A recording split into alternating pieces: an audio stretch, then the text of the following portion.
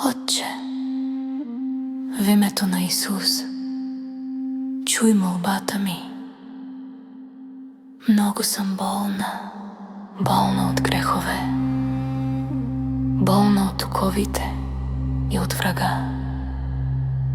Душата ми не диша вече, духа ми е неспокоен, страх ме е за утре. Исусе, ела и ме освободи от веригите на този свят. Прости ми гордостта, прости ми хилядите грехове.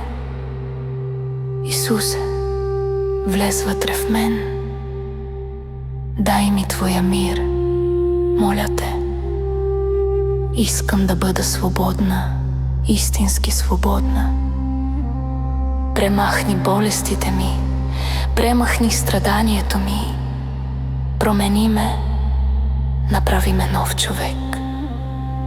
С ново сърце, с нов дух и нова душа.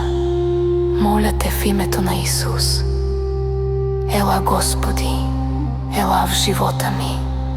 Каня Те от сърце, от цялото си сърце. Искам новорождение от небето.